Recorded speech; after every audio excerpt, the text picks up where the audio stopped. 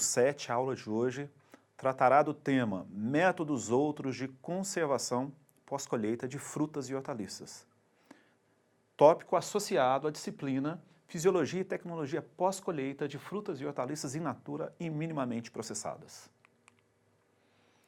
Como dito nas aulas anteriores, existe um grande desafio. O desafio é garantir o abastecimento global com frutas e hortaliças de qualidade. Para que este desafio seja alcançado, é fundamental que adotemos boas práticas de conservação. A primeira delas, sem dúvida nenhuma, é o resfriamento do produto, o uso da refrigeração, o respeito à cadeia de frio. Um grande aliado do frio é a modificação ou o controle atmosférico. Mas existem outras técnicas que podem ser usadas como aliados na conservação de frutas e hortaliças. E trataremos de algumas delas a partir de agora. Saliento que a qualidade inicial do produto é fundamental. Se não tivermos um produto com qualidade inicial, de nada adianta usar o frio, a modificação, o controle atmosférico ou qualquer outra técnica de conservação. O nosso desafio é preservar a qualidade. Normalmente, se utilizam produtos químicos para a conservação de frutas e hortaliças, inclusive frutos que serão resfriados e submetidos à atmosfera modificada e controlada. Os químicos mais usados para frutas e hortaliças são os fungicidas. Por quê? Porque a principal causa de perda pós-colheita, já dita em aulas anteriores, é a perda patológica. Então, os patógenos são os principais vilões sob a perspectiva de perdas pós-colheita. E para se controlar esse patógeno, e normalmente esse patógeno é um fungo, se utiliza fungicida. Só que existe uma preocupação mundial quanto ao resíduo de agrotóxicos, incluindo fungicidas, em frutas e hortaliças. E essa preocupação existe inclusive no Brasil. E estudos recentes, um monitoramento nos últimos anos tem apontado que esse nível de resíduos ele existe nas frutas e hortaliças comercializadas no Brasil.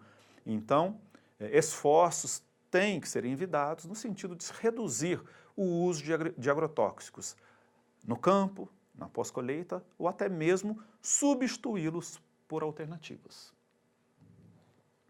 E algumas alternativas que podem vir junto do defensivo, ou até mesmo substituí-los, seriam aqui, ainda do ponto de vista de químicos, tá certo, gente? Alguns químicos que podem associar-se ao agrotóxico, reduzindo a utilização, o seu uso, ou até mesmo substituí-los, seriam, por exemplo, o uso do cálcio, cloreto de cálcio, antioxidantes e o 1-MCP, 1-metilciclopropeno.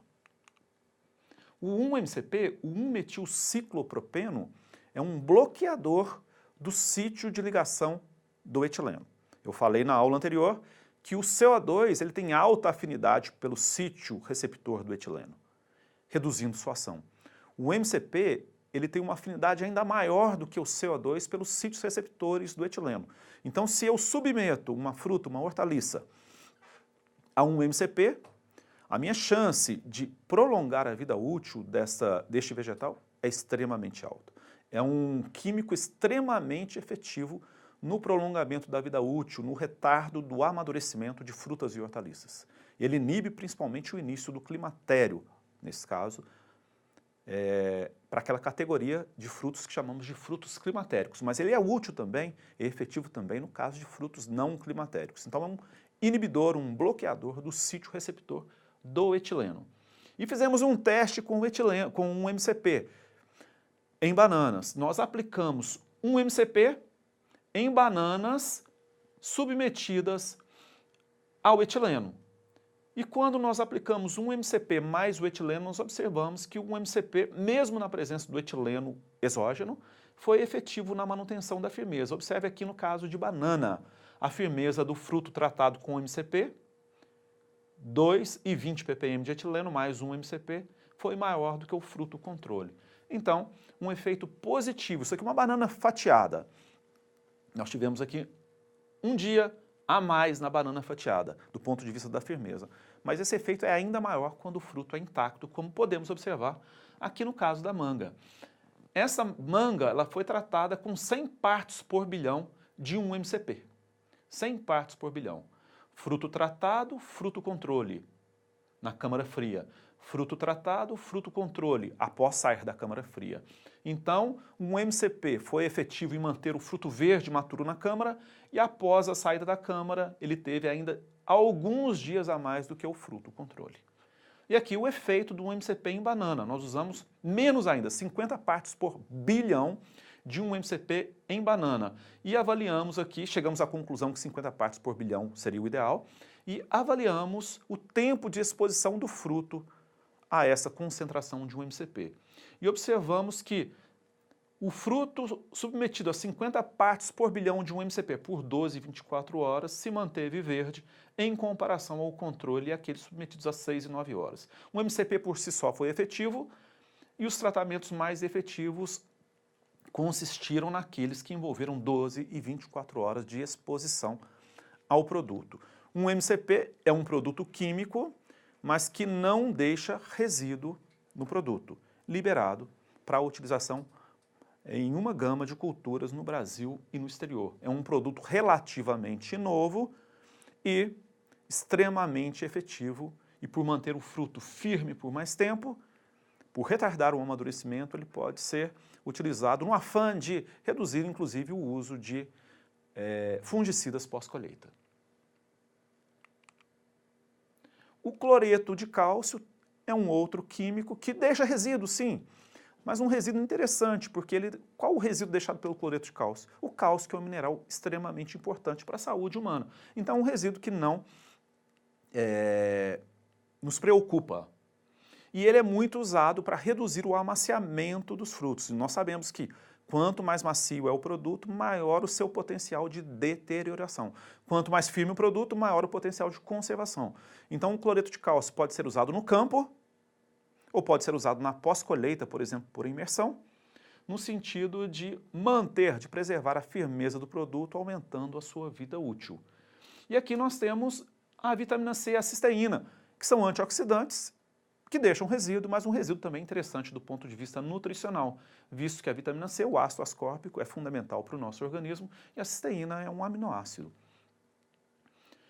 E eles são usados normalmente, a vitamina C e a cisteína, para o produto já descascado e fatiado, por exemplo, uma banana, e atuam no sentido de minimizar o escurecimento natural desse tipo de produto. Banana, maçã, pera, batata, são produtos que depois de fatiados escurecem. E a gente pode prevenir o escurecimento usando a vitamina C e o ácido e a cisteína. E podemos aliar a vitamina C e a cisteína até o cloreto de cálcio, no sentido de manter um fruto fatiado firme e claro, como observamos neste slide. Uma alternativa agora, definitivamente uma alternativa ao químico. Nós podemos substituir ou minimizar o uso de químicos pela irradiação. Nós podemos irradiar o alimento. A princípio, o termo irradiação ele assusta um pouco, mas se bem usado, se a técnica for bem usada, ela é uma técnica segura. Um ponto que deve ser sublimado neste momento é que um produto irradiado é diferente de um produto radioativo. O produto, a fruta e a hortaliça que foi irradiada, de forma alguma ela está radioativa. Radioativa é a fonte usada para irradiar o produto. Normalmente a fonte, o cobalto 60. O césio 137 também poderia ser usado, mas normalmente para alimentos se usa a fonte cobalto 60. Ela sim uma fonte radioativa, mas ela está dentro de uma planta de irradiação totalmente protegida, isolada, não comprometendo manipuladores ou o produto que está sendo irradiado. E essa irradiação ela tem efeito sobre o amadurecimento de frutas e hortaliças? Sim, pode ter efeito. Normalmente um efeito limitado no retardo do amadurecimento de frutas e hortaliças. Mas um efeito marcante. Então, olha só, um efeito limitado sobre o retardo de amadurecimento de frutas e hortaliças, ou de frutos. Mas um efeito marcante sobre o controle de brotamento, que é um problema sério em cebola, em alho e batata. Então, eu recomendaria, por exemplo, e é usado comercialmente, a irradiação para cebola, alho e batata para um controle efetivo de brotamento. Ela pode ser efetiva dependendo da dose usada no controle de patógenos, de frutos de uma forma geral. Em geral, a dose que é usada para controlar patógeno ela afeta negativamente a aparência do produto, então não seria condizente com a conservação. Mas alguns frutos suportam a dose que controla patógeno. Essa dose que controla patógeno normalmente está na faixa de 1 kg, que é a unidade que nós usamos, o gray. Então 1 kg controla patógenos de forma efetiva. Menos que 1 kg já existe uma certa limitação. E a maioria dos frutos não suporta mais do que 1 kg. Mas existe um fruto que suporta bem, que é o morango. Então podemos usar no caso do morango. Já a dose usada para controlar brotamento é uma dose bem inferior, que está na faixa aí de 0,1 a 0,5 kg para cebola, alho e batata. E ainda podemos considerar a irradiação como uma alternativa viável e aceita mundialmente como tratamento quarentenário no controle de mosca das frutas. A maior limitação para exportação da fruta brasileira para o mercado norte-americano, por exemplo, é a presença de mosca das frutas, ou de larva de mosca das frutas.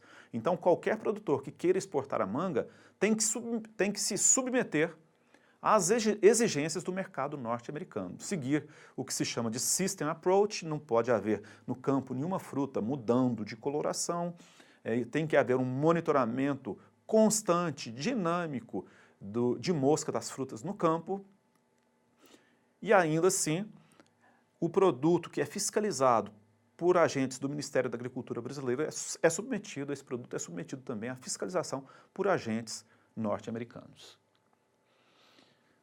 E a manga, por exemplo, que é exportada, além de tudo isso, antes de ser exportada, ela é submetida a um tratamento térmico, que é usado para eliminar, para matar a larva da mosca das frutas. Só que esse tratamento térmico, ele altera, normalmente, o sabor do fruto.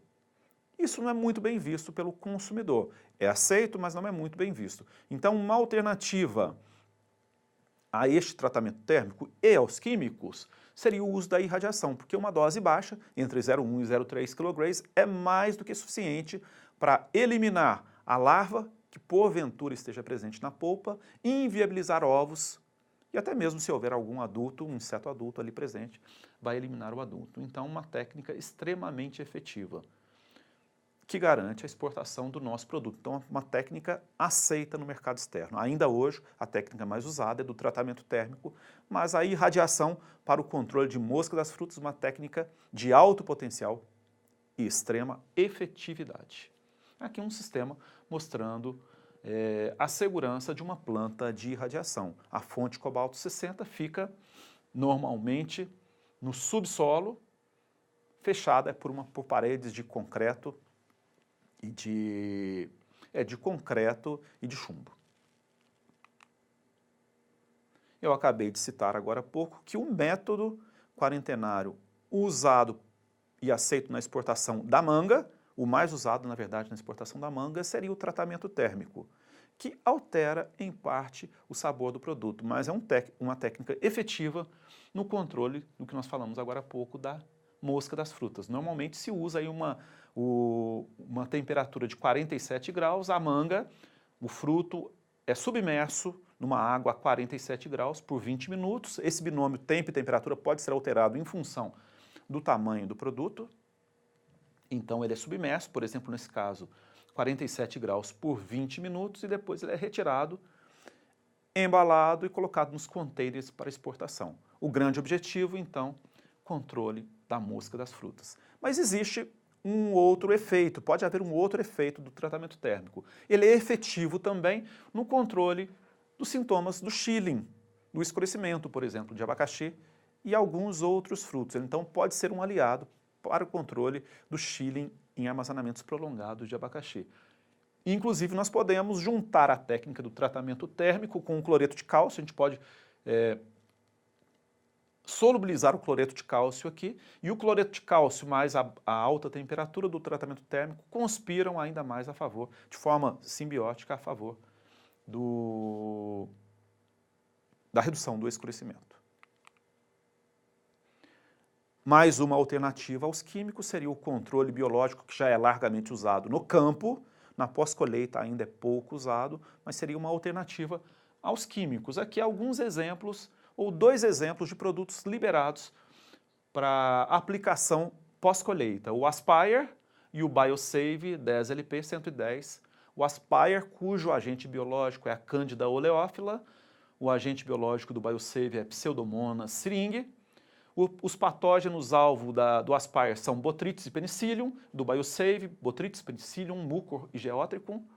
O Aspire está liberado para citros e pomáceas e o Biosave para citros, pomáceas, cerejas e batatas, e o método de aplicação seria a pulverização ou imersão pós-colheita. Então, uma alternativa limpa para a conservação de frutas e hortaliças, uma alternativa aos químicos.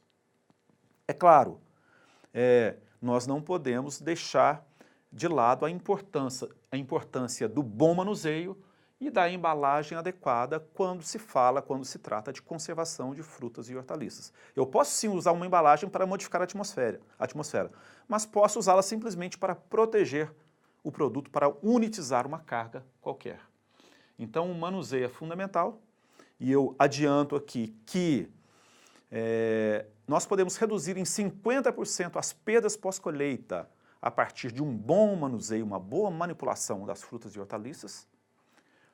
Quanto mais a fruta é manipulada, maior a chance dela ser deteriorada, porque ela é muito sensível ao toque. Então nós podemos estar provocando micro fissuras na fruta e até mesmo macro injúrias que levam a perdas pelo dano mecânico, que podem se estender então para a perda patológica. Então o manuseio, a manipulação é fundamental. O investimento em pessoal na manipulação é muito importante e isso aí já é feito historicamente no mercado, por exemplo, da Califórnia norte-americana. Quanta gente trabalhando num sistema de seleção de tomate. Aqui já é um sistema de seleção de cereja no Chile. No Brasil ainda se investe pouco em mão de obra, na manipulação, mas essa manipulação é fundamental para a garantia da qualidade da fruta e hortaliça. E uma vez manipulada adequadamente, esse produto é embalado na embalagem adequada e essa manipulação e embalagem satisfatórias irão conspirar, sem dúvida nenhuma, para o aumento da vida útil e manutenção da qualidade de frutas e hortaliças. Mas no Brasil a realidade predominante ainda é essa. O uso inadequado de embalagens, caixas de madeira, por exemplo, ao contrário, olha só, uma caixa para melancia, então caixa de madeira que é veículo de patógeno para contaminação cruzada, uma forma de provocar injúria mecânica, sem dúvida nenhuma, ou então o transporte a granel de mercadorias. Nós temos que mudar essa realidade e essa realidade só pode ser mudada a partir da boa formação de profissionais aptos a trabalharem com pós-colheita no Brasil. E ainda o produto, uma vez colhido, ele pode ser destinado ao mercado in natura ou pode ser processado minimamente, preservando os atributos do alimento fresco, ou ainda sofrer um processamento tradicional, ser transformado numa geleia, numa polpa ou num produto qualquer.